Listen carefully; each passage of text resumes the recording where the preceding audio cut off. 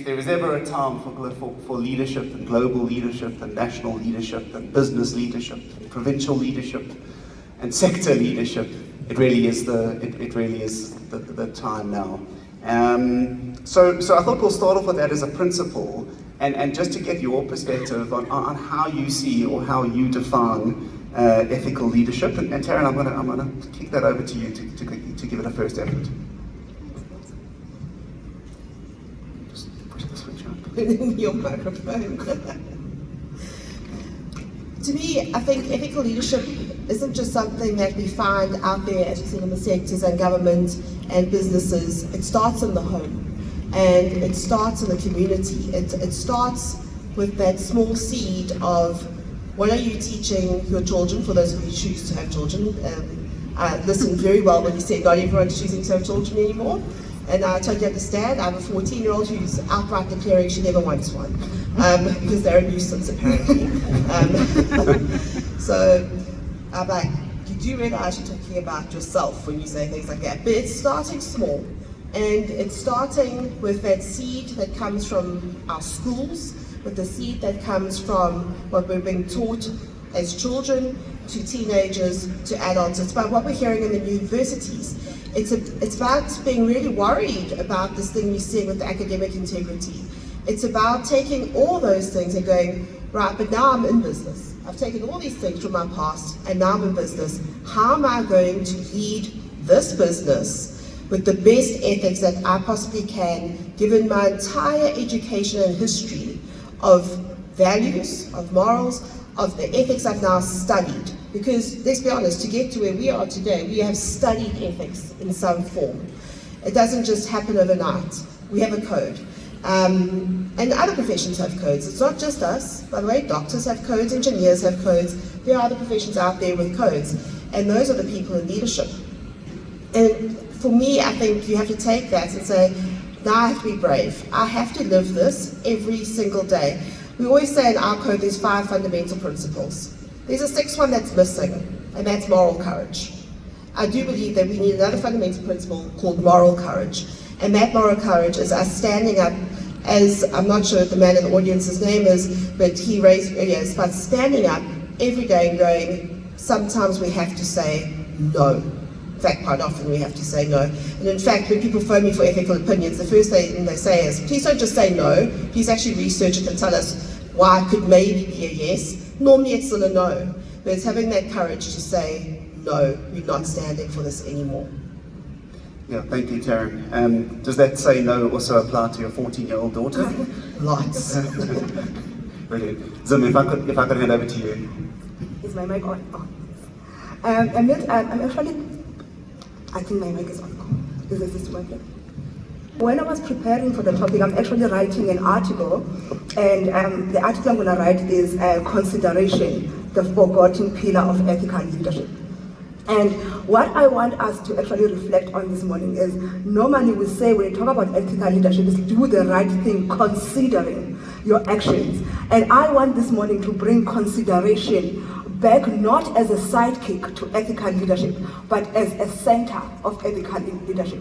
Something that anchors our decisions that we make as ethical leaders, and also something that is a pillar and a critical pillar of ethical leadership. And this simple act of consideration, it is a simple yet profound act of actually putting yourself on the other side of the impact of the decisions that you're going to make. It is actually asking the right questions. Who is going to be impacted by the decisions, and how will those decisions impact them? It is a question of saying that if I had to actually be on the receiving end of my actions, my words, and the decisions that I'm going to make, would I still stay the course?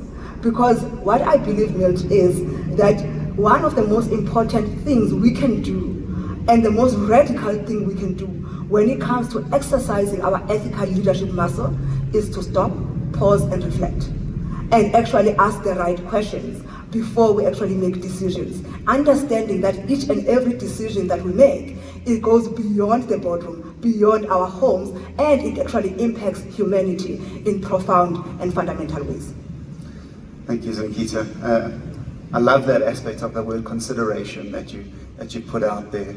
And I think consideration has almost two legs to it. There is the known and the unknown. So there's the intended consequences, but there's also possibly the unintended consequences. And I think the technical accountant in me, when I think of the word consideration, we think of the standards and we think of the words like judgment and acumens that are written and inherent, and terms like professional skepticism that all sort of curve around that consideration that's required at so many levels. So thank you for giving us that insight and sharing to you. Prof, I'd love your take on leadership from your perspective. Are we winning? It's working. Thank you. So for me, ethics is what you do when no one is watching. Maybe, just maybe, we needed to be where we are today in South Africa, in Africa, but also in the world, because there's no doubt that we are indeed in a spot of bother. To have 3 wars going concurrently, simultaneously, and in parallel shows that something is not right. But I really just want to look at the intersectionality of 3 buckets. So the first is, now that we are in trouble as a people with great natural endowments, so what needs to be done? And then look at what does actually the CEO do? And then lastly, to say, because the world is in a crisis, what do we do in crisis management? And you see the silver thread is actually ethics.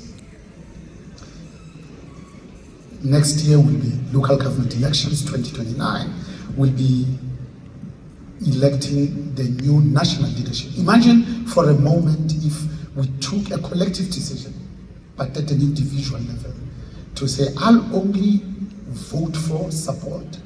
If I'm a business, I'll only finance only those political parties that at least subscribe to no less than these 6 things. Number 1, I think it's rooting out and defeating state capture, because it's a manifestation of unethical behavior. 2, it's about ensuring that this economy is broadly reflective of the demographics. I mean, 52.5% of the 65 million South Africans don't look like me, it's women, and yet their representation in positions of leadership is less than 24%. African women, less than 4%. The third is ethical leadership. Because it doesn't need definition, it's how we were brought up. It's what your grandmother said, that when you play with other kids, not next to other kids, that when you're going out with friends, the very least you can do, at least pay your portion of the bill. Lastly, that if somebody invites you to lunch or to dinner and they say, I'm paying, please don't order the most expensive item on the menu. Lastly, it's about don't take things that don't belong to you. That's ethics. So we don't need a dictionary or Wikipedia. That's how we were brought up.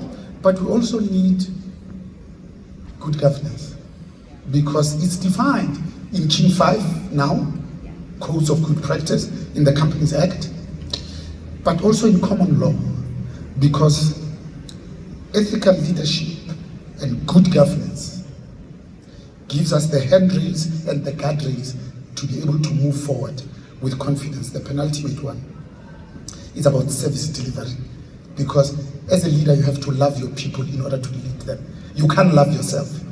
Leadership is not self-centered, it's the other-centered, pretty much like falling in love.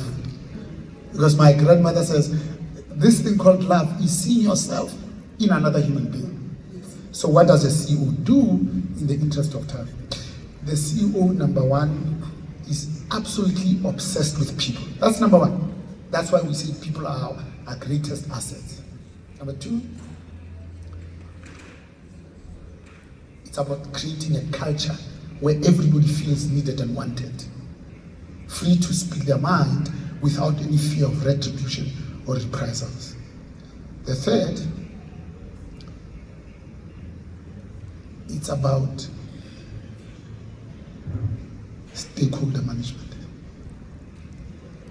because we are part of some sort of an ecosystem. The fourth, it's about reputation management, because if you don't care about your reputation, you might as well just pack up and go. The penultimate one, it's about the numbers.